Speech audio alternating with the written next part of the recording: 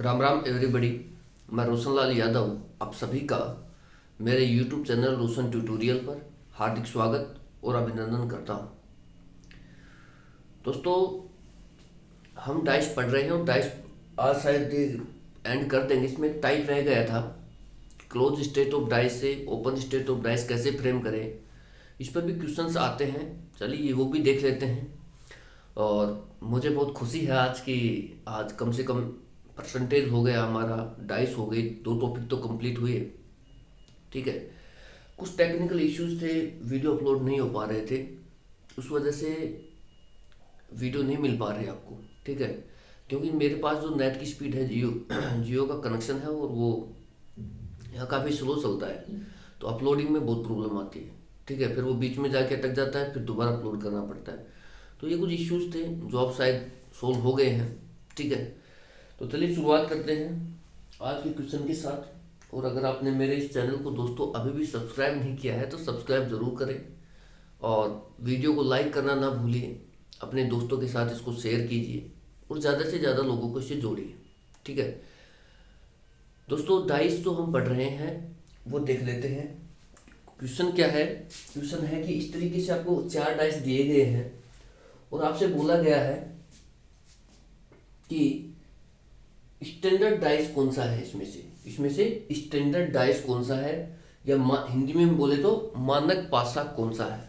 ठीक है, इस तरीके से एग्जामिनर क्वेश्चन पुट करता है। तो सबसे पहले तो हमें ये पता होना चाहिए कि स्टैंडर्ड डाइस या हिंदी वाले मानक पासा क्या होता है।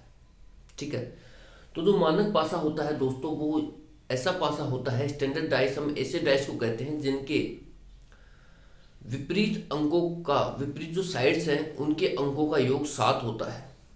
दोबारा से सुनिए, स्टैंडर्ड डाइस एक ऐसा डाइस होता है जिसकी अपोजिट साइड्स का जो सम होता है, अपोजिट साइड्स का जो योग होता है, वो हमारा क्या होता है? 7।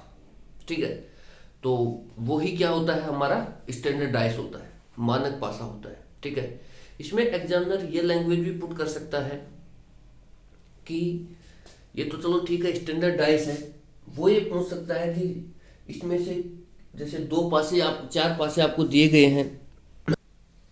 ठीक है दोस्तों, एग्जामिनर आपसे इस तरीके से भी लैंग्वेज पुट कर सकता है कि यदि किसी पासे की विपरीत फलकों का योग 7 है तो बताइए इनमें से कौन सा डाइस फ्रेम हो सकता है। ठीक है, या तो वो इस तरीके से पूछ लेगा, तो इस तरीके से भी उसने स्टैंडर्ड डाइस से ही क्वेश्चन पुट किया है। और या फिर वो सीधा सीधा पूछ लेगा कि बताइए इसमें से स्टैंडर्ड डाइस कौन सा है, मानक पासा कौन सा है। ठीक है, या फिर वो बोल देगा, दूसरी लैंग्वेज में मैंने आपको बता दी है कि यदि किसी डाइस के विपरीत फलकों का योग 7 होता है तो बताइए इसमें से कौन सा डाइस फ्रेम किया जा सकता है। ये क्वेश्चन भी एग्जामिनर पुट कर सकता है। ठीक है, बात दोनों में एक ही है दोस्तों, जिस भी डाइस के विपरीत फलकों का योग 7 होगा वही हमारा क्या होगा? स्टैंडर्ड डाइस होगा, मानक पासा होगा। तो डाइस में आपको पता है 6 ही साइड्स होती हैं, और 6 साइड्स होती हैं, 1 2 3 4 5 और 6 करके। यहाँ पर 3 अपोजिट पेयर बनेंगे, तो 3 ही सिचुएशंस यहाँ क्रिएट हो सकती हैं मैक्सिमम स्टैंडर्ड डाइस के केस में। ठीक है, स्टैंडर्ड डाइस का जो केस है इसमें सिर्फ और सिर्फ 3 ही सिचुएशंस क्रिएट कर सकते हैं हम। पहली जो सिचुएशन है वो हो सकती है 1 प्लस, भाई एक साइड में 1 आ जाए, दूसरी साइड में 6 आ जाए, तो योग हो गया 7। दूसरी जो सिचुएशन है वो क्रिएट हो सकती है 2 आ जाए और 5 आ जाए, ठीक है, तो भी 7 हो गया। और जो तीसरी सिचुएशन है वो हो सकती है 3 प्लस 4, यानी कि एक साइड में 3 आ जाए, दूसरी साइड में 4 आ जाए, तो इस तरीके से भी 7 का फॉर्मेशन बन रहा है। ये जो 3 चीजें हैं ये बनाती हैं स्टैंडर्ड डाइस को।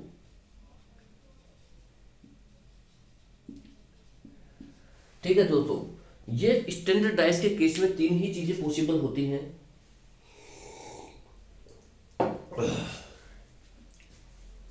1 प्लस 6 7, 2 प्लस 5 7 और 3 प्लस 4 7। इसके अलावा आप देखिए कोई और फॉर्मेशन बन ही नहीं सकता। आप कहोगे सर 3 और 5 को बन सकता है क्या? 3 और 5 का योग सम कितना होता है? 8। और स्टैंडर्ड डाइस की डेफिनेशन हमारी ये होती है कि जिस डाइस के अपोजिट पेयर का सम, ठीक है, 7 होता है वही हमारा स्टैंडर्ड डाइस कहलाता है। तो वो हमारा स्टैंडर्ड डाइस की डेफिनेशन को फॉलो ही नहीं करता तो बन ही नहीं सकता वहाँ केस। स्टैंडर्ड डाइस के केस में दोस्तों 3 ही सिचुएशन है जो मैंने आपको बता दी है। अब आप ये देखिए, ये तो जैसे एक अगर एक तरफ है तो ये अपोजिट पेयर बनाएंगे, 1 और 6 वाली साइड अपोजिट पेयर बनाएगी, 2 और 5 वाली साइड अपोजिट पेयर बनाएगी, और 3 और 4 वाली अपोजिट पेयर बनाएगी। ठीक है, तो ये मिलके बनाते हैं अपोजिट पेयर। ठीक है दोस्तों, जब ये अपोजिट पेयर बनाते हैं तो मैंने आपको बहुत अच्छे से क्लियर समझा रखा है कि अपोजिट पेयर की जो साइड्स होती हैं, कभी भी जो हमारा पासा बनता है, ठीक है, हमारा जो पासा बनता है, डाइस बनता है, उसमें कभी भी अपोजिट पेयर की साइड्स एक साथ नहीं आ सकती। ये मैंने आपको बताया है बहुत अच्छे से। ठीक है, तो सिर्फ आपको ये देखना है कि या तो आपको जहां 1 मिलेगा वहां 6 नहीं मिलना चाहिए, आपको जहां 6 मिल गया वहां 1 नहीं मिलना चाहिए, जहां 2 मिल गया वहां 5 नहीं होना चाहिए, और जहां 5 मिल गया आपको वहां 2 नहीं होना चाहिए, जहां 3 मिल गया वहां 4 नहीं होना चाहिए, और जहां 4 मिल गया वहां 3 नहीं होना चाहिए। कुल मिला के आप दोस्तों इस तरीके से समझिए, जो मैंने आपको पहले भी बहुत अच्छे से समझाया है कि जो अपोजिट पेयर की जो साइड्स होती हैं वो कभी भी एक साथ नहीं आती है जिस भी डाइस में। अब हमारे को देखिए, ये स्टैंडर्ड डाइस फ्रेम करना है और हमें पता है कि स्टैंडर्ड डाइस की 3 ही पॉसिबिलिटीज हैं, 3 ही केस संभव है इस तरीके से। तो 1 और 6 आपको एक साथ जिस भी डाइस में दिखे वो डाइस फ्रेम नहीं हो सकता, स्टैंडर्ड डाइस तो नहीं हो सकता वो। ठीक है, 2 और 5 जहां एक साथ आएंगे वहां स्टैंडर्ड डाइस कभी बन ही नहीं सकता, क्योंकि वो साथ साथ आ रहे हैं और साथ साथ आने वाली साइड कभी भी अपोजिट नहीं होंगी। यही कारण होता है कि जब भी 2 और 5 एक साथ में आएंगे तो कभी भी हमारा मानक पासा नहीं बन सकता। अगर 3 और 4 एक साथ आ रहे हैं तो वो भी हमारा मानक पासा नहीं बन सकता है दोस्तों। ठीक है, मानक पासा के क्रिएशन के लिए बहुत जरूरी है कि इस पेयर में से कोई एक साइड आपको मिल जाए, इस पेयर में से कोई एक साइड मिल जाए, और नीचे वाला 3 नंबर पेयर से कोई एक साइड आपको मिल जाए, तो हमारा मानक पासा फ्रेम हो जाएगा।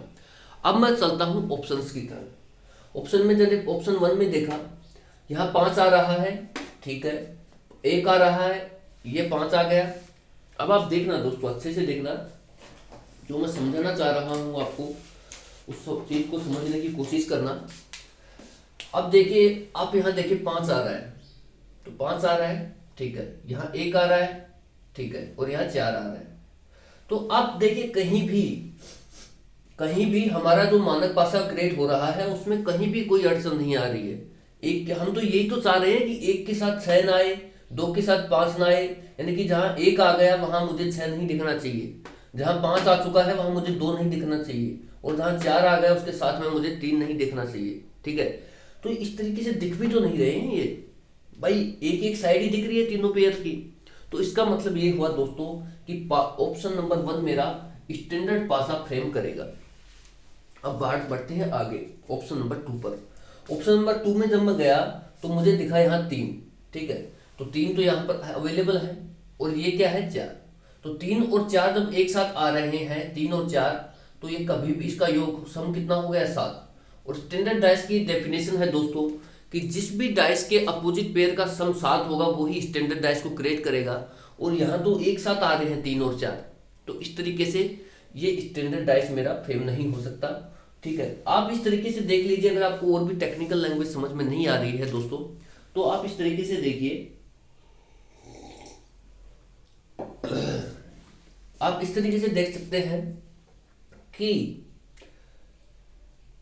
आपको इस पेयर में से कोई भी नंबर, ये पेयर एक साथ नहीं दिखना चाहिए आपको, 2 और 5 वाला पेयर आपको एक साथ दिखाई नहीं देना चाहिए, और 3 और 4 वाला पेयर आपको एक साथ दिखाई नहीं देना चाहिए। ठीक है, तो यहाँ 3 और 4 एक साथ दिख गया, तो ये मेरा स्टैंडर्ड डाइस नहीं हो सकता। यहाँ देखिए दोस्तों, 2 है, यहाँ 5 है, और यहाँ 3 है, तो 2 और 5 वाला पेयर एक साथ दिखाई दे गया, इस वजह से ये मेरा स्टैंडर्ड डाइस नहीं हो सकता। यहाँ देखिए 1 6 2 है, 1 और 6 ये एक साथ दिख गया, ये वाला पेयर, तो ये वाला पेयर 1 6 वाला पेयर हो, या 2 5 का पेयर हो, या 3 4 का पेयर हो, ये कभी भी एक साथ मुझे दिखाई नहीं देने चाहिए। ठीक है, तो इस तरीके से ये मेरा 1 और 6 डाइस एक साथ दिख रहा है, 1 और 6। तो ये कभी भी मेरा स्टैंडर्ड डाइस नहीं बन सकता। तो ये भी मेरा ऑप्शन गलत हो गया। तो वो पूछे अगर स्टैंडर्ड डाइस के क्वेश्चन पूछता है अगर आपसे कि स्टैंडर्ड डाइस क्या होगा, कौन सा होगा, तो आप बहुत ही क्लियर वे में उसको जवाब दे सकते हैं कि स्टैंडर्ड डाइस जो होगा ऑप्शन नंबर 1 होगा। चलिए दोस्तों और आगे बढ़ते हैं। ठीक है दोस्तों, आगे बढ़ने से पहले मैं और लैंग्वेज आपको बता देता हूँ इसमें कि आपसे एग्जामिनर दो तो लैंग्वेज मैंने आपसे डिस्कस कर ली है। एक इस तरीके से भी एग्जामिनर पुट कर सकता है आपके सामने लैंग्वेज कि इस तरीके से डाइस वाइस वो न दे आपको तो भी कोई बड़ी बात नहीं है, वो सीधा लैंग्वेज आपके सामने रख सकता है कि स्टैंडर्ड डाइस यानी कि मानक पासे में एक के अपोजिट क्या होगा, एक के अपोजिट कौन सा नंबर आएगा। ठीक है, तो एक के अपोजिट जो नंबर आएगा वो दोस्तों वो 6 आएगा। अगर वो आपसे ये पूछ सकता है कि दो के अपोजिट मानक पासे में दो के अपोजिट कौन सा नंबर आएगा, तो 5 आएगा। क्योंकि यहाँ पर 3 ही पॉसिबिलिटीज हैं स्टैंडर्ड डाइस के केस में, 3 ही केस बन सकते हैं, 2 और 5। आपसे अगर ये पूछता है कि 4 के अपोजिट कौन सा नंबर आएगा स्टैंडर्ड डाइस में, तो 3 आएगा। इस तरीके से आप बता सकते हैं। आपको सिर्फ ये 3 पेयर याद रखने हैं। कुल मिला के इतना सा याद रखना है दोस्तों आपको स्टैंडर्ड डाइस के केस में कि स्टैंडर्ड डाइस के जो अपोजिट पेयर होते हैं उनकी जो साइड्स होती हैं उनका सम हमेशा हमेशा और हमेशा 7 होता है। ठीक है, अगर आपको वो पूछता है 3 के अपोजिट क्या आएगा, तो आप ये देखिए कि ऐसा कौन सा नंबर है जो 3 में जुड़ करके 7 फ्रेम कर देगा। तो 4 है, तो 3 के अपोजिट 4 आएगा। स्टैंडर्ड डाइस के केस की बात कर रहा हूं मैं, वैसे जनरल डाइस की बात नहीं कर रहा। एक स्टैंडर्ड डाइस केस की बात कर रहा हूं, यानी कि मानक पासे की बात कर रहा हूं। ठीक है, तो चलिए आगे बढ़ते हैं। इस तरीके से आप स्टैंडर्ड डाइस के मुझे उम्मीद है कि आप कर लेंगे क्वेश्चन। कुछ ज़्यादा खास नहीं है, बहुत आसान है कि योग 7 होना चाहिए साइड्स का। 3 ही पेयर बन रहे हैं, 1 से 2 5 और 3 4। आप कर सकते हैं। लैंग्वेज 3 तरीके से क्वेश्चन आ सकते हैं, वो भी मैंने आपसे डिस्कस कर चुका हूँ। ठीक है, तो चलिए नेक्स्ट क्वेश्चन देखते हैं। ठीक है दोस्तों, नेक्स्ट क्वेश्चन आपके स्क्रीन पर है। इस तरीके से डाइस एग्जामिनर देगा आपको। 3 डाइस दिए गए हैं, 6 3 2 4 1 6 1 और 5 4 और क्वेश्चन मार्क। एग्जामिनर ने पूछा है कि जहाँ क्वेश्चन मार्क है वहाँ कौन सा नंबर आएगा। ठीक है, वहाँ कौन सा नंबर आ सकता है। ठीक है दोस्तों, तो नमस्कार। तो इस टाइप के क्वेश्चंस करने के लिए मैं आपको ये जो क्वेश्चंस हैं इनका करने का जो तरीका है वो थोड़ा सा डिफरेंट होता है, और ये लास्ट टाइप है, टाइप 3 है ये। ठीक है, मैं जो बात कर रहा था कि एक टाइप और बच गया, वो है ये टाइप 3। ठीक है दोस्तों, इससे भी क्वेश्चंस आते हैं, इसलिए मुझे कराना पड़ गया है कि एग्जामिनर इस तरीके से डाइस रख देता है और बोल देता है कि यहाँ कौन सा नंबर आएगा। ठीक है, तो चलिए हम आपको ये क्वेश्चन कराने से पहले इसका बेसिक बताता हूँ कि जब भी हम ओपन स्टेट ऑफ डाइस पर जाना पड़ेगा इस टाइप के क्वेश्चन करने के लिए। और दोस्तों ओपन स्टेट ऑफ डाइस में इस तरीके से डाइस होते हैं, जैसा मैंने बताया था ये फ्रेम होती है ओपन स्टेट ऑफ डाइस की। तो आप ये देखिए दोस्तों कि जो भी हमारा जो 2 डाइस होंगे, जैसे मान लो ये ए है, ये बी है और ये सी है। जो क्वेश्चन मार्क दे रखा है आप उसे एक बार छोड़ दीजिए। जो भी क्वेश्चन मार्क वाला डाइस है उसको आप एक बार छोड़ना, और जो बाकी जो जितने भी 1 डाइस बच गए, 2 डाइस बच गए, 3 डाइस बच गए, 2 या 3 ही बचेंगे। ठीक है, 4 भी डाइस दे सकता है। तो उन जो बचे हुए डाइस है, जो क्वेश्चन मार्क वाला डाइस है, उसको छोड़ करके जो डाइस बच गए उन पर आपको जाना है और देखना है कि उनमें कॉमन लेटर, कॉमन नंबर कौन सा है। ठीक है, उस कॉमन नंबर को आप यहां भरोगे इस सेंटर में। इस तरीके से ही आप डाइस बनाना ओपन स्ट्रक्चर जब आप बनाओ डाइस की, क्योंकि यहाँ ओपन स्ट्रक्चर बनाना बहुत जरूरी है, इसके बिना हम अपोजिट पेयर नहीं निकाल पाएंगे। ठीक है, तो ओपन स्टेट ऑफ पेयर जब आप बनाओगे क्लोज स्टेट ऑफ पेयर से open state of pair banana type 3 है ये, कि क्लोज स्टेट ऑफ डाइस से ओपन स्टेट ऑफ डाइस कैसे फ्रेम करें। ठीक है, अभी तक हम देख रहे थे कि ओपन से क्लोज फ्रेम कर रहे थे। ठीक है, अब देखिए जो बाकी जो डाइस बच गए उसमें से कॉमन नंबर को चुनिए आप। जैसे यहाँ 6 है, वो बताऊंगा मैं आपको, आप देखना कोई भी कॉमन नंबर हो सकता है, कोई भी कॉमन लेटर, कोई भी कॉमन नंबर हो सकता है, कोई भी कॉमन लेटर हो सकता है। ठीक है, वहां से आप जो किसी भी डाइस को पकड़ना और फिर क्लॉकवाइज रोटेशन शुरू करना ऊपर की तरफ, जैसे यहाँ गया फिर यहाँ से यहाँ गया, पहला डाइस खत्म हो गया। दूसरे डाइस में कॉमन नंबर को पकड़ना और नीचे से क्लॉकवाइज रोटेशन शुरू करना, यानी कि आप यहाँ गए और यहाँ से यहाँ गए, क्लॉकवाइज रोटेशन। ठीक है दोस्तों, अब जो नंबर आपके पास बच जाएगा, क्योंकि यहां तक आप जब भर चुके होंगे तो 1 2 3 4 5 नंबर आप भर चुके होंगे, सिर्फ और सिर्फ एक ही नंबर बचेगा, क्योंकि डाइस में सही नंबर होते हैं। उसको आप जो बच गया, शेष नंबर जो बच गया उसको आप यहां भर देना। ठीक है, अब मेरा डाइस फ्रेम हो चुका है। इसमें एक कंडीशन और रहती है दोस्तों, जो ये वाली साइड होती है, इस तरफ जो लटकी हुई साइड है, ये इस तरीके से ऊपर भी जा सकती है और ये इस तरीके से नीचे भी आ सकती है। इसी तरीके से ये वाली जो साइड है दोस्तों, ये ऊपर भी जा सकती है और ये नीचे भी खिसक सकती है, सिचुएशंस के हिसाब से है, क्योंकि हमें क्लॉकवाइज रोटेशन लेना पड़ेगा तो हमें इसको ऊपर नीचे करना पड़ेगा। लेकिन ये वाली जो साइड है ये कभी भी इधर नहीं आ सकती, अपनी पोजीशन चेंज नहीं कर सकती है इसके साथ, और ये वाली जो साइड है ये कभी भी इधर नहीं जा सकती। ठीक है दोस्तों, आप इस तरीके से देख लो, ये वन पार्ट है, ये टू पार्ट है।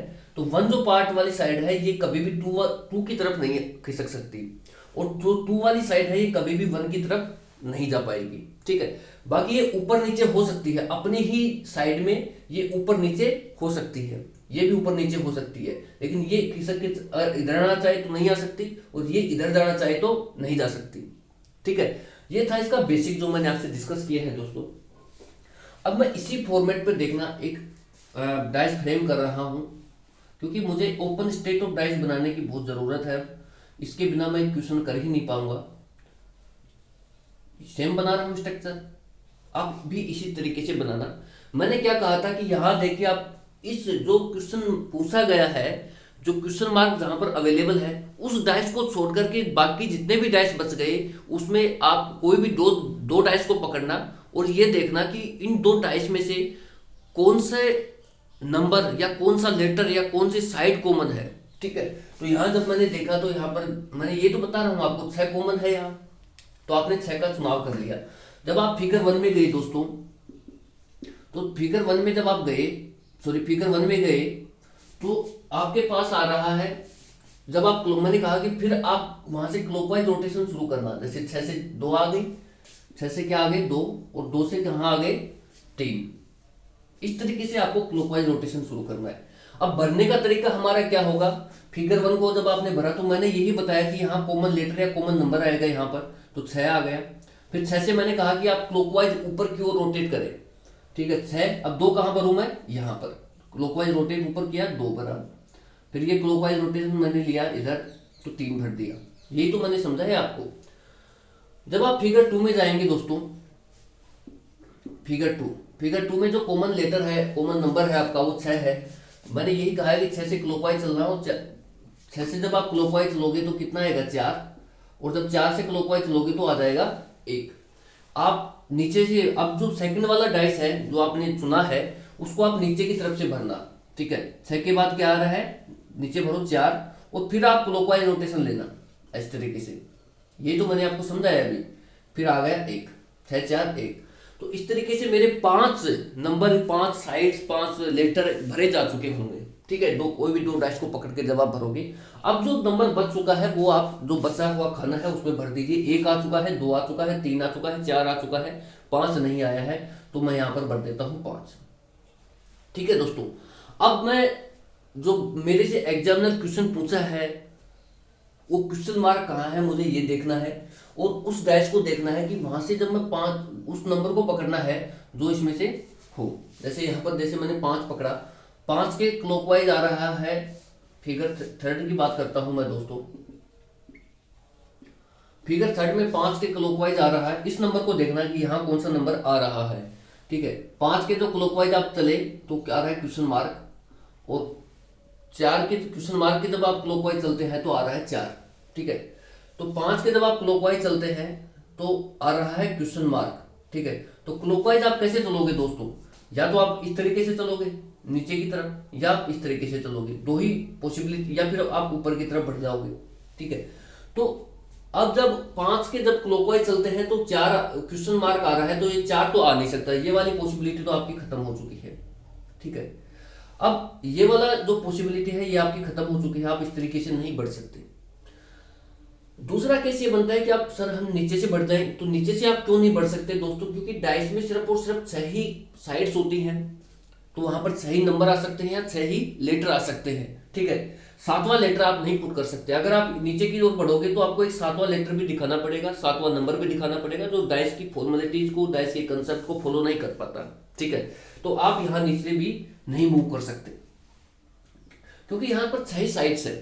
अब आपके पास एक ही रास्ता है निकलने का कि आप इस तरीके से निकले, ठीक है, इस साइड से निकले क्लॉकवाइज। ये रास्ता आपके पास खुला रहेगा हमेशा। और मैंने आपको बहुत अच्छे से बताया है अभी कि ये जो साइड्स होती हैं दोनों तरफ की, ये ऊपर नीचे शिफ्ट हो सकती हैं। मैंने क्या कहा कि ये जो साइड्स होती हैं जो लटकी हुई हैं साइड में, ये ऊपर नीचे शिफ्ट हो सकती हैं, ये अपनी पोजीशंस एक्सचेंज नहीं कर सकती इस तरीके से, यानी कि एक 2 की तरफ नहीं आ सकती, 2 1 की तरफ नहीं आ सकती, लेकिन ये अप डाउन, ये अप डाउन हो सकती हैं, ठीक है।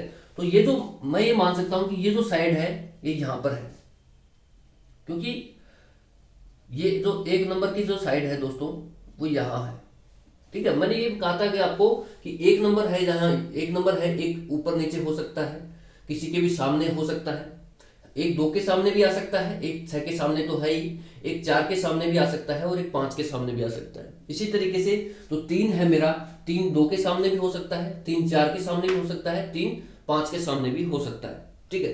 तो अब जब मैं क्लॉकवाइज रोटेट लेता हूं तो 5 के क्लॉकवाइज 1 आ रहा है, और जब 1 के क्लॉकवाइज में चलता हूं दोस्तों, तो ध्यान से समझते हुए चलना, ये आ रहा है मेरा 4।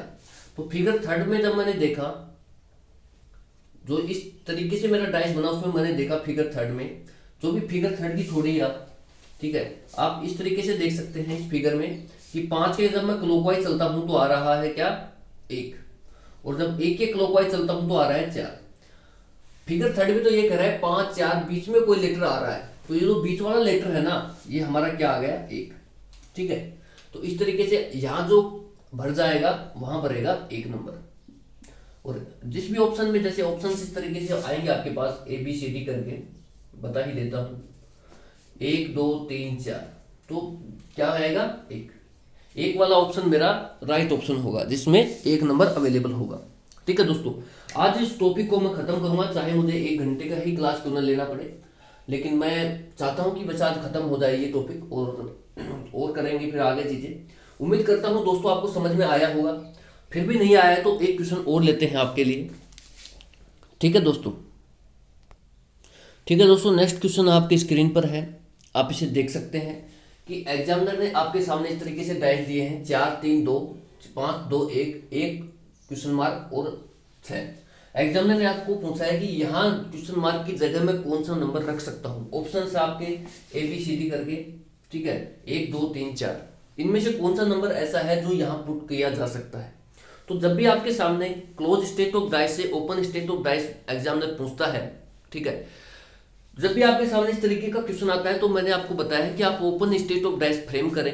Open state of dice frame करने के लिए कुछ भी नहीं करना, आपको इस तरीके से लाइनें खींचनी है, ठीक है, और ये डाइस बनाना है इस तरीके से। ये फिक्स फॉर्मेट है, आप इसी फॉर्मेट में बनाएं। अब आप ये देखिए दोस्तों कि जो क्वेश्चन मार्क दिया गया है उस वाले डाइस को छोड़ करके बाकी जितने भी डाइस दे रखे हैं आपको, उनमें से कोई 2 डाइस आपको ऐसे चुनने हैं, ठीक है। यहाँ 2 ही दे रखे हैं अवेलेबल हैं, इसको छोड़ करके 4 का भी क्वेश्चन आ सकता है, ठीक है। तो वहां पर 2 डाइस को ऐसे 2 डाइस का चुनाव करें कि जिनमें से एक लेटर या फिर एक नंबर या फिर कोई भी एक साइड कॉमन आ जाए आपकी, बस, ठीक है। तो जब मैंने देखा कि इन 2 डाइस ही मेरे पास अवेलेबल है, तो जब मैंने देखा इसमें कि जो मेरे पास अवेलेबल है वो है 2, जो नंबर कॉमन अवेलेबल है वो है 2। अब आप फिगर 1 पर गए, फिगर 1 से जब आप क्लॉकवाइज रोटेट हुए तो आपने देखा कि 2 के क्लॉकवाइज आ रहा है 4 और 4 के क्लॉकवाइज आ रहा है 3। 2 के क्लॉकवाइज कितना आ रहा है 4 और 4 के क्लॉकवाइज आ रहा है 3। इसी तरीके से आप फिगर 2 में जाएंगे, मैं वो ध्यान से सुनते हुए चलना दोस्तों। अब 2 के क्लॉकवाइज चले तो आ गया 1, 2 के क्लॉकवाइज चले तो आ गया 1, और 1 के जब क्लॉकवाइज चलते हैं तो आ रहा है 5 फिगर 2 में। भरने का जो तरीका मैंने आपको बताया था वो ये बताया था कि यहाँ पर सबसे पहले आप कॉमन लेटर को भरे, 2 भर दिया, फिर आप फिगर 1 को जो भी चुनाव कर रहे हैं फिगरों का, उसमें क्लॉकवाइज ऊपर की ओर रोटेट होना शुरू करें, यानी कि 2 4 और इस तरीके से 3, नीचे वाले फिगर को पकड़े, 2 1 5 आ रहा है, नीचे के क्लॉकवाइज रोटेशन ले, 2 1 और इस तरीके से 3। ठीक है दोस्तों, अब आपके पास एक नंबर बच चुका है, वो कौन सा है आप देख सकते हैं। 2 1 5 है, सॉरी यहाँ पर है ना 5 है, 2 1 5, 2 1 5। ठीक है, अब आपके पास सिर्फ और सिर्फ एक नंबर बच चुका है, वो है आपका 6 नंबर। ठीक है दोस्तों, 6 नंबर जो बच गया है उसको आप यहां पर दें। अब आप चलिए कहां पर, इस डाइस में। इस डाइस में आपको क्लॉकवाइज चलना है, तो आपके सामने आ रहा है 1। ठीक है, क्लॉकवाइज रोटेशन ही यहां करना है फिगर 3 में। फिर आ रहा है आपका क्वेश्चन मार्क और फिर आ रहा है 6, यानी एक के क्लॉकवाइज आ रहा है क्वेश्चन मार्क, फिर आ रहा है 6। ठीक है दोस्तों, जब आप इस डाइस को देखेंगे दोस्तों, जब एक की क्लॉकवाइज आप चलोगे तो आ रहा है क्या, क्वेश्चन मार्क। अब आप ये देखिए कि एक नंबर कहां पर प्लेस है इस ओपन स्टेट ऑफ डाइस में, तो यहां पर प्लेस है 1 नंबर। ठीक है, अब आपको क्या देखना है कि मेरा 1 नंबर कहां प्लेस है। पिछले जो सवाल था उसमें 5 से शुरुआत थी, आई थिंक 5 से ही था, तो मैं 5 नंबर को पकड़ रहा था कि 5 नंबर कहां पर अवेलेबल है, वहां से फिर मैं क्लॉकवाइज रोटेशन ले रहा था। ठीक है, यहाँ पर 1 नंबर अवेलेबल है, क्योंकि मुझे क्लॉकवाइज रोटेशन लेना पड़ेगा, तो 1 के क्लॉकवाइज क्या आ रहा है, क्वेश्चन मार्क आ रहा है। ठीक है, अब मुझे ये पकड़ना है कि 1 नंबर कहां पर अवेलेबल है इस ओपन स्टेट ऑफ डाइस में। 1 नंबर यहाँ है, कहीं भी हो सकता है, वो ऐसा नहीं, यहाँ भी हो सकता है, यहाँ भी हो सकता है, यहाँ भी हो सकता है, यहाँ भी हो सकता है, कहीं भी हो सकता है। ठीक है, तो जब आप 1 के क्लॉकवाइज जब आप चलोगे तो दोस्तों आपके सामने काफी पॉसिबिलिटीज है। ठीक है, जब आप 1 के क्लॉकवाइज चलते हो तो आपके सामने 2 भी आ सकता है। ठीक है, तो फिर आपको देखिए क्लॉकवाइज रोटेशन ही लेना पड़ेगा, आपके सामने 6 भी आ सकता है, और ये 3 रास्ते आपको मिल रहे हैं। तो सबसे बड़ा जो दुविधा रहती है इस केस में, जो स्टूडेंट्स के माइंड में रहता है, वो जब हम भी तैयारी कर रहे थे, और तो सबसे बड़ा क्वेश्चन ये था कि सर कौन सा, ये भी क्लॉकवाइज है, आप चाहे इस तरीके से चल लीजिए तो भी क्लॉकवाइज है, आप इस तरीके से चलोगे तो भी क्लॉकवाइज है, और आप नीचे चलते हो तो भी क्लॉकवाइज है, क्योंकि आप इस तरीके से चलोगे तो इस तरीके से आ जाओगे, ऐसे चलोगे तो ऐसे भी क्लॉकवाइज है, और ये भी क्लॉकवाइज है, और ये भी मेरा क्लॉकवाइज है, इस तरीके से भी आप ऊपर बढ़ जाओ, तो मैं कौन सा रास्ते का चयन करूं। ठीक है, ये सबसे बड़ा क्वेश्चन है कि मैं कौन से रास्ते का चयन करूं क्लॉकवाइज रोटेशन लेने के लिए, क्योंकि यहाँ तो चारों रास्ते खुले हैं इसके लिए। तो दोस्तों मैं आपको बहुत क्लियर वे में समझाता हूँ। ठीक है, क्योंकि आपके मन में कोई भी डाउट नहीं रहना चाहिए। तो आप मेरे सामने नहीं है, तो ऑब्वियसली आप मुझे क्वेश्चन आंसर कर नहीं सकते, क्वेश्चन नहीं पूछ सकते। मैं कोशिश ये करता हूँ कि मैं पहले भी पढ़ाया था कहीं, तो इतना मुझे अनुभव है कि स्टूडेंट्स के माइंड में क्या क्या प्रॉब्लम्स आ सकती हैं, क्या क्या उसके दिमाग में क्वेश्चंस क्रिएट हो सकते हैं, वो मुझे लगभग पता है। तो वो मैं शायद सोल्व करता हुआ चलता हूँ। फिर भी अगर आपके क्वेश्चन सोल्व नहीं होते हैं दोस्तों, जो डाउट रह जाते हैं, तो आप बेझिझक कमेंट बॉक्स में कमेंट करें। ठीक है, मैं रिप्लाई जरूर करूंगा उसका।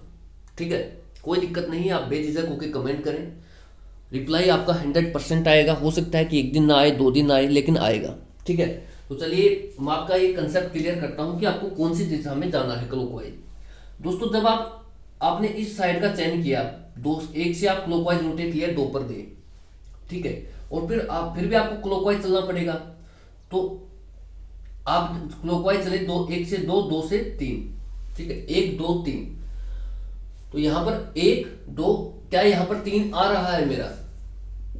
अब आप ये देखिए कि आप 1 2 तक तो बढ़ गए, 2 नंबर अवेलेबल भी है हमारे पास ऑप्शन में।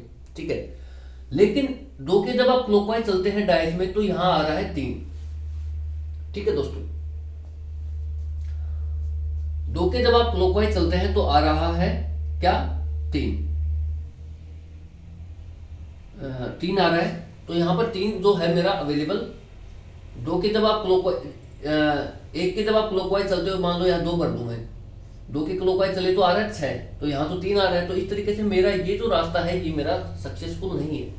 ठीक है, दूसरा जो ऑप्शन है दोस्तों, वो आपका ये हो सकता है कि आपने मान लो इसका चयन किया, इस रास्ते का चयन किया। ठीक है, इस रास्ते का जब आप चयन किया, ठीक है दोस्तों, इस तरीके से आपने एक जो रास्ता है वो आपने क्लियर कट कैंसिल कर दिया है, क्योंकि यहाँ जो आ रहा है वो आ रहा है इस तरीके से। जब आप क्लॉकवाइज चलोगे तो 1 2 3 करके आ रहा है। ठीक है। फिर आपने इस डाइस में गए, जो आपको दे रखा है कहीं पर 1 2 3 का क्लॉकवाइज रोटेशन दिख रहा है? नहीं दिख रहा, तो ये मेरे लिए कोई काम का नहीं है। ठीक है, क्लॉकवाइज रोटेशन है लेकिन मेरे काम का नहीं रहा। क्यों?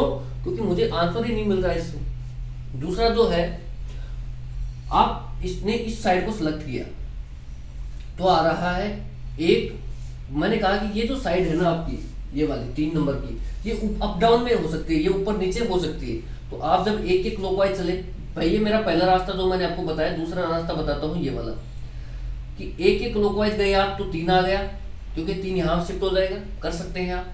मैंने कहा था कि किसी के सामने भी आप 4 2 1 6, किसी के सामने भी इस 3 को शिफ्ट कर सकते हैं, इस 5 को शिफ्ट कर सकते हैं। ठीक है, तो एक क्लॉकवाइज 3 और 3 के जब आप क्लॉकवाइज चलोगे ऐसे तो आएगा 6। और हमारे को यही फॉर्मेट चाहिए, एक क्वेश्चन मार्क और 6, बस एक क्वेश्चन मार्क की जगह आ गया 3 और 6। यही तो मुझे फॉर्मेट चाहिए था, वो मुझे मिल चुका है। क्योंकि आपको जो डाइस क्वेश्चन मार्क अवेलेबल है जिस डाइस में, उसके फॉर्मेट को फॉलो कराना पड़ेगा। ठीक है, यहाँ पर देखिए आप क्वेश्चन मार्क है, उसकी जगह 3 आ रहा है, बाकी 1 1 6 6। ठीक है, तो ये जो फॉर्मेट है ये आपको फॉलो कराना पड़ेगा, तभी आपका राइट ऑप्शन आ पाएगा। ठीक है, तो जो इसके यहाँ जो भरा जा सकता है वो भरा जा सकता है दोस्तों 3 नंबर। तो 3 नंबर मेरा क्या होगा? राइट ऑप्शन होगा। ये तो थी मेरी ऑप्शन टिक करने की बात।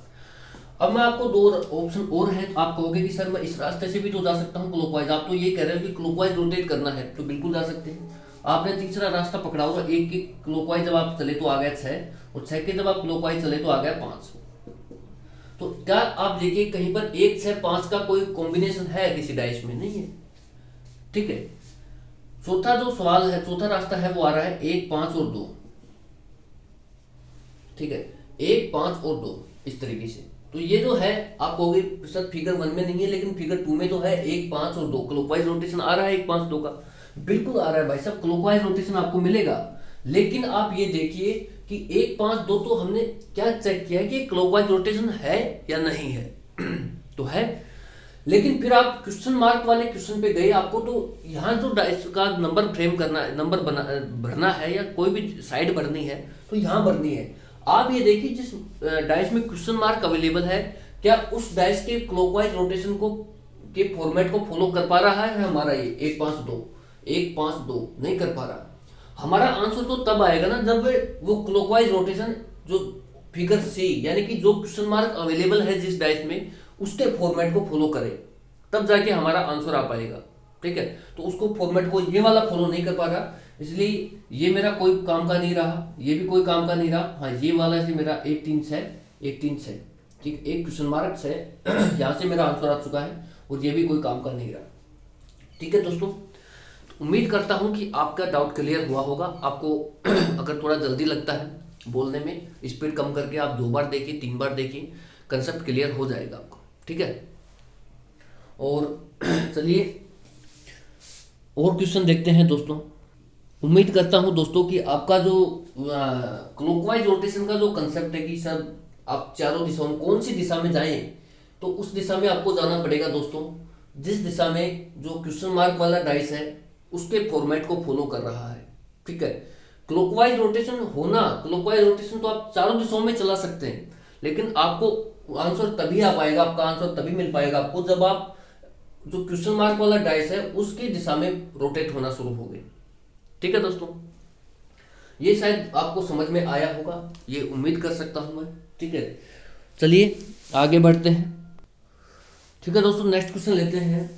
आज चाहे वीडियो 40 मिनट का बने चाहे 50 मिनट का बने, आज मुझे डाइस की इसको खत्म करना है। ठीक है, फिर मैं आगे कोई और टॉपिक का देखते हैं कौन सा कराते हैं, अभी कुछ डिसाइड नहीं है इसके बारे में।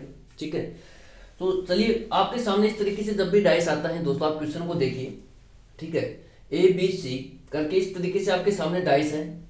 तो जब भी आपके सामने इस तरीके से डाइस आता है कि इस क्वेश्चन मार्क की जगह मैं कौन सा नंबर प्लेस कर सकता हूँ, कौन सी साइड प्लेस कर सकता हूँ, कौन सा लेटर प्लेस कर सकता हूँ। ठीक है, तो आप इसके जो क्लोज स्टेट ऑफ डाइस है इसको ओपन स्टेट ऑफ डाइस में कन्वर्ट करना इस तरीके से। ठीक है, तो जो मैंने आपको बताया भी है कि ये फिक्स फॉर्मेट है, आप इसे बनाना। ठीक है, अब आप ये देखना दोस्तों, मैंने यही तो बताया है कि जो जिस फिगर में क्वेश्चन मार्क अवेलेबल है उस डाइस को छोड़ दीजिए, बाकी जो डाइस बच गई हैं उनमें 2 डाइस का ऐसा चुनाव कीजिए जिनमें कोई भी एक नंबर या फिर कोई भी लेटर या कोई भी साइड कॉमन हो आपकी। ठीक है, तो इन दोनों में क्या ए और बी में क्या कॉमन आ रहा है? 4 कॉमन आ रहा है, 5 तो नहीं, 6 भी नहीं है। ठीक है, तो 4 कॉमन आ रहा है आपके सामने। तो फिगर ए में जब आप गए दोस्तों तो आपने देखा कि मुझे तो कॉमन नंबर से मतलब है ना, तो कॉमन नंबर आ रहा है 4। तो 4 के जब फिगर ए में क्लॉकवाइज रोटेशन चला दो 4, 5 और 6। ठीक है, इसी तरीके से आप फिगर 2 में, फिगर बी में सॉरी, क्लॉकवाइज रोटेशन चलाओगे तो 4, 4 के बाद आ रहा है 1 और 1 के बाद आ रहा है 2। वही है भरने का तरीका कि जो कॉमन लेटर है मेरा यहाँ भरा जाएगा, 4 भर दिया। फिर आप क्लॉकवाइज रोटेशन चलाओ 1 से 4, 5 और ये क्या है 6। ठीक है, भरने का तरीका ध्यान से देख लेना, 1 और यहाँ पर 2। अब जो नंबर बच गया है मेरा वो आप यहाँ भर दीजिए, सबसे नीचे ही नीचे। ठीक है, 3 ये मैंने भर दिया है। अब आप ये देखिए कि मैं इस क्वेश्चन मार्क में क्लॉकवाइज रोटेशन क्या है, 5 है। 5 इससे इससे जस्ट पहले वाला नंबर पकड़िए आप, 5 क्वेश्चन मार्क और फिर आ गया 3। ठीक है, तो 5 देखिए, अब आप 5 मेरा कहां पर है, क्योंकि मुझे 5 से ही क्लॉकवाइज रोटेशन लेना है, तो मुझे 3 से यहाँ कोई लेना देना नहीं है, 1 से कोई लेना देना नहीं है, किसी भी नंबर से कोई लेना देना नहीं है, सिर्फ और सिर्फ 5 से ही मतलब है। मुझे 5 चाहिए। 5 के जब आप क्लॉकवाइज चलते हो तो आता है 6। ठीक है, और 6 के जब आप क्लॉकवाइज चलते हो दोस्तों तो यहाँ पर देखिए 2 पॉसिबिलिटीज है। आप देख सकते हैं कि 5 के जब आप क्लॉकवाइज चलते हो तो आता है यहाँ पर 6, और 6 के जब आप क्लॉकवाइज चलते हो तो 4 भी आ सकता है और ये 1 भी आ सकता है, इस तरीके से। ठीक है दोस्तों, 5, 6, 4। ठीक है, तो 4 आएगा। ठीक है दोस्तों, तो जो क्लॉकवाइज रोटेशन आप चले 5, 6 और 4 भी आ सकता है। दूसरा क्लॉकवाइज रोटेशन ये हो सकता है दोस्तों कि इस तरीके से आ जाए। ठीक है, ये आ गया मेरा 5, 6, 4। अब आप ये देखिए कि क्या क्या देखना है आपको, 5, 6 और 1 पर नहीं जा सकते दोस्तों आप। ठीक है, क्योंकि 6 यहां नहीं आ सकता, ये ऊपर 5, 6 इस तरीके से आ सकता है। ठीक है, तो 5, 6 और 1, 4 ये मेरा क्लॉकवाइज रोटेशन आ चुका है। अब आप देखिए कि जो क्वेश्चन ने पूछा है क्या उसकी डिमांड को हमारा ये पूरा कर पा रहा है। आप गए क्वेश्चन पर, 5 क्वेश्चन मार्क और 3, 5, 6 और 4। तो यहां पर अगर 3 है और यहां पर अगर 3 होता इस 4 की जगह, तो आपकी ये यहाँ पर बेझिझक हम 6 बता रहे होते हैं कि 6 ही यहाँ ऐसा वो नंबर है तो क्वेश्चन मार्क की जगह आएगा। तो ये तो है कि भाई 5, 6 और 4 एक क्लॉकवाइज रोटेशन आ रहा है फिगर 1 में, वो ठीक है क्योंकि हमने इसी को देख के भरा है। क्लॉकवाइज रोटेशन के साथ में आपको ये देखना है कि जो नंबर है ये मेरा क्वेश्चन मार्क को फॉलो कर रहा है या नहीं कर रहा है, क्योंकि मुझे तो क्वेश्चन मार्क की जगह नंबर चाहिए भाई। तो इस तरीके से मैं इसको अप्लाई नहीं कर पाऊंगा यहाँ पर। अब आप गए क्लॉकवाइज कंसेप्ट जब आपने लगाया, आपने पहला दिशा ये चुन ली, दूसरी दिशा आपके सामने ये हो सकती है 5, 4, 2, 5, 4, 2। जब आप गए दोस्तों, जब तक कुछ दोस्त मेरे दोस्त हैं वो ये सोच रहे होंगे कि सर आप बहुत लेंथी क्वेश्चंस कराते हो, बहुत हार्ड क्वेश्चंस कराते हो, बाकी लोग तो बहुत इजी इजी क्वेश्चन ही करा रहे हैं, निकल रहे हैं। ठीक है, तो दोस्तों आज का जो एग्जाम का लेवल है और जो क्वेश्चन फ्रेम किए जा रहे हैं वो मैं से नहीं करता, ये इजी क्वेश्चन नहीं आते, मैंने इजी क्वेश्चन भी कराए हैं आपको। ठीक है, जब तक आप उसके बेसिक्स पर नहीं काम करोगे जब तक नहीं आएगा कुछ भी आपको। ठीक है, जब तक आपको इसका बेसिक क्या है, जब तक आपको यही नहीं पता कि मुझे क्लॉकवाइज किस दिशा में चलना है, किस दिशा को मुझे छोड़ना है, तो क्लॉकवाइज बहुत सारी दिशाएं निकल रही है, तो कौन सी दिशा में मैं चलूं कि मेरा आंसर आ जाए, और जिस दिशा में चला हूं उस दिशा में ही क्यों चलूं, बाकी 3 दिशाएं बच गई हैं, 2 दिशाएं बच गई हैं, उनमें क्यों नहीं चल सकता मैं। तो आपका जब तक ये कंसेप्ट क्लियर नहीं होगा ना, जब तक आप रट्टा मारोगे और रट्टा मारोगे तो वहाँ रटने वालों का कुछ नहीं हो सकता। वहाँ कंपटीशन में हो सकता है अकेडमिक में उन्होंने 90% स्कोर कर लिया हो, 95% स्कोर कर लिया हो, लेकिन वहाँ जाके कंपटीशन का बिल्कुल सिनेरियो चेंज है। कंपटीशन में मात खाओगे आप जब तक रट्टा मारते रहोगे तब तक। आप कंसेप्ट को जिस भी मेरे साथी का ये कंसेप्ट क्लियर नहीं है कि मैं कौन सी क्लॉकवाइज रोटेशन में चलूँ, क्लॉकवाइज तो यहाँ पे निकल रहा है, यहाँ भी निकल रहा है, निकाल चलते रहो, कौन सी दिशा में चलोगे आप। ठीक है, कौन सी दिशा में आपको चलना पड़ेगा ये जब तक आपको तय नहीं हो जाता आपसे, जब तक आप क्वेश्चन बना ही नहीं सकते। ठीक है, ये बारीकी है क्वेश्चन बनाने की जो मैं आपसे अभी डिस्कस कर रहा हूँ। ठीक है, और कर भी चुका हूँ। तो आप इन चीजों को पकड़िए कि अब जब मुझे ये पता है कि मैं अगर इस दिशा में चलूँ तो बाकी इस दिशा में क्यों नहीं चलूँ, ये भी मुझे पता होना चाहिए। जो मैंने छोड़ा है वो मुझे अच्छे से पता रहना चाहिए कि मैंने इस लाइन को क्यों छोड़ दिया, इसको ही क्यों सेलेक्ट किया। ठीक है, तो इसको मैंने छोड़ा इसलिए दोस्तों क्योंकि मुझे यहाँ पर 3 मिल रहा है और यहाँ 4 आ रहा है, इसलिए मैं इससे आंसर नहीं पा रहा हूँ, इसलिए मेरा कोई काम कर नहीं रहा है रोटेशन, जो क्लॉकवाइज रोटेशन है। दूसरा मेरा 5 4 और 2 वाला क्लॉकवाइज रोटेशन है। अब मैं कहीं देखता हूँ कि 5 4 2 वाला कहीं ऑप्शन बैठता है, 5 4 और 2। अगर 3 यहाँ 3 है, अगर यहाँ पर 3 होता है इस 2 की जगह, तो ये मेरा इसके जो क्वेश्चन मार्क था इस पर 4 आ जाता। अगर यहाँ पर 3 होता तो यहाँ 3 अगर फ्रेम होता तो क्लॉकवाइज रोटेशन से, तो ये दिशा भी मैं नहीं चल सकता। अब यहाँ से 2 ही दिशाएं निकल सकती हैं दोस्तों, जैसा कि आप देख भी सकते हैं कि या तो आप इस दिशा में जाएं या फिर इस दिशा में जाएं, इसके अलावा आपके पास कोई चारा भी नहीं है। ठीक है, तो आप क्या करें दोस्तों, जब भी आपके सामने ऐसी सिचुएशन फंस जाए, ठीक है, तो आप ये मत कहना कि मैं आप क्वेश्चन को कॉम्प्लिकेटेड करते हुए चल रहा हूँ। ठीक है दोस्तों, जब आप खुद एग्जाम दोगे ना, तो आपको खुद को रियलाइज हो जाएगा कि क्वेश्चनों का लेवल क्या आ रहा है। ठीक है, आपको एक क्वेश्चन के माध्यम से ही एग्जामिनर आपकी मेरिट को बाधित कर देगा। ठीक है, इस तरीके से आजकल के जो हैं एग्जाम सेट किए जा रहे हैं ताकि वही लड़का निकल पाए जो काबिल है, जो काबिलियत रखता है। मैं आपके सामने पढ़ा रहा हूँ, मैं सेलेक्ट होके भी आया हूँ। ठीक है, तो आपने देखा होगा कि सेलेक्ट होने के लिए आपको एक एक बारीकी पे काम करना पड़ेगा, तब जाके आप इस कंपटीशन के में सेलेक्ट हो पाओगे। ठीक है, कैसे भाई, अगर जहां पर मान लो 1.25 करोड़ फॉर्म आ रहे हैं और आपको 35,000 में आना है, तो आप देखिए आपको किस लेवल की तैयारी की जरूरत है, आप खुद एहसास कीजिए इस चीज को। वहां हवाबाजी नहीं चलती है कि लगा दो भाई क्लॉकवाइज रोटेशन हो गया, क्लॉकवाइज लो लगा लो, यहाँ भी लगा लो ना, किसने मना किया है, यहाँ लगाओ क्लॉकवाइज रोटेशन, आ गया क्या आंसर, यहाँ लगाया आपने क्लॉकवाइज रोटेशन, आ गया आंसर, नहीं आया। तो आपको ये भी पता रहना चाहिए कि अब जब ये केस नहीं बन पा रहा है मेरा, ऐसे आएंगे वहां पर क्वेश्चन कि ये केस नहीं बन पा रहा है तो मैं क्या करूं। ठीक है, मेरे पास क्या चाह रहा है, वो मैंने क्लॉकवाइज रोटेशन तो लगा लिया।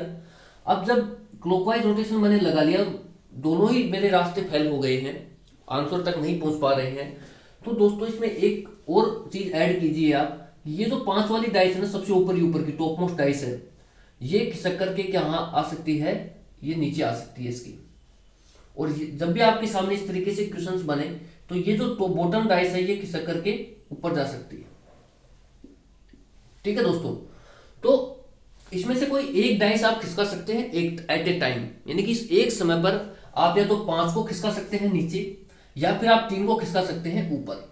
बस आप एक ही डाइस को, ऐसा नहीं कि सर 5 को 3 की जगह ले आता हूं, 3 को 5 की जगह ले आता हूं, कई लोगों के दिमाग में भी ये भी आया है। ठीक है, तो ऐसा बिल्कुल भी नहीं है कि आप 5 और 3 को रिप्लेस नहीं कर सकते कि यानी कि 5 भर दोगे यहाँ 3 भर दोगे, ऐसा नहीं कर सकते। आप इस तरीके से रिप्लेस कर सकते हैं कि या तो आप 5 को उठा के नीचे ले आइए, जैसे मैं इसको नीचे सेट कर लेता हूं। ठीक है, तो ये जो मेरा 5 है मैंने उठा करके इसको नीचे भर दिया है 5।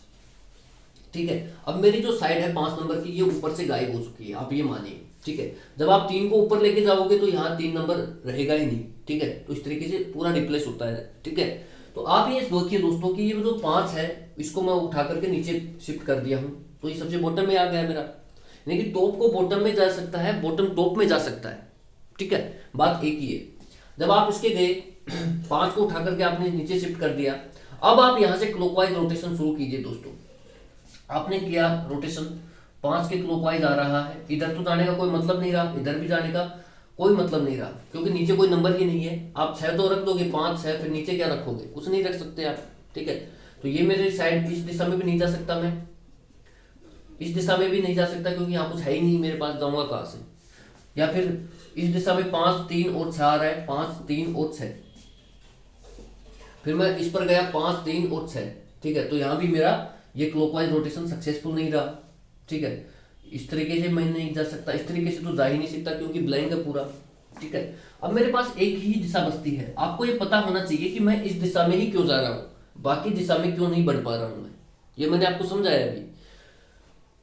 जब तक आपका ये चीज क्लियर नहीं होगी कि मुझे किस दिशा में बढ़ना है, किस दिशा को छोड़ना है, तब तक आप ये क्वेश्चन बना ही नहीं सकते। ठीक है, तो जब आपको डिसाइड हो चुका है कि आप जैसे इसमें चले 5, अब ये क्लॉकवाइज रोटेशन लिया, मैंने कहा कि ये जो 2 नंबर है ना, ये शिफ्ट हो सकता है नीचे की ओर।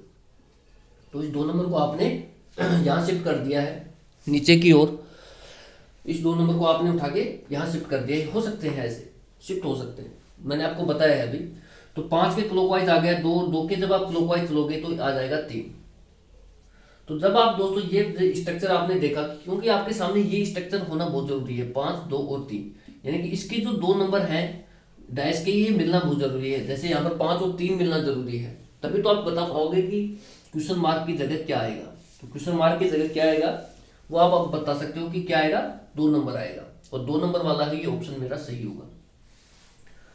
ठीक है दोस्तों, देखा आपने क्वेश्चन की गहराई, देखिए आप डेप्थ देखिए क्वेश्चन की। एग्जामिनर आपसे क्या क्या चेक करवा लेता है और आपको एहसास भी नहीं होता।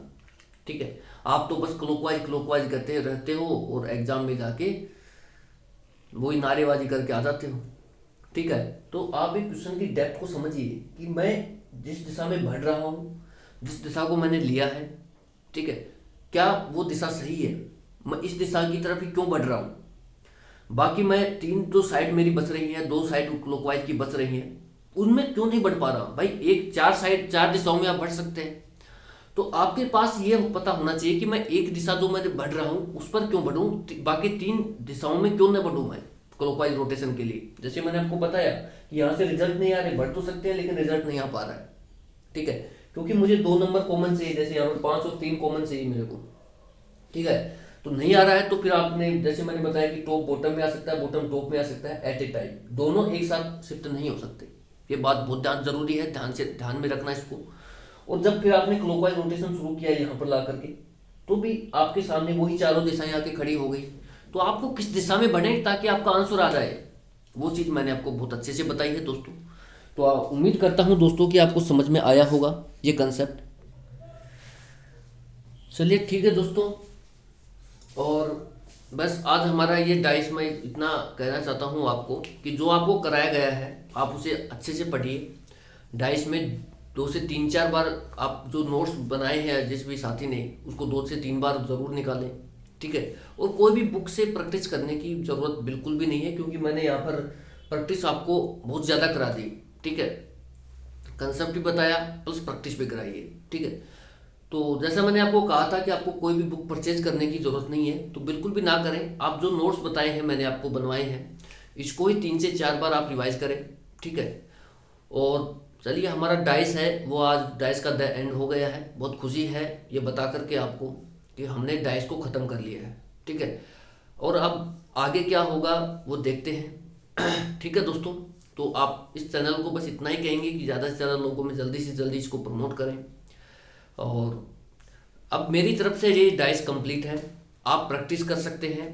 जो मैंने आपको बताया कि आप जो क्वेश्चंस आपको बता दिए मैंने, पता नहीं कितने क्वेश्चन हुए हैं, 60-70 क्वेश्चन हो गए होंगे डाइस के।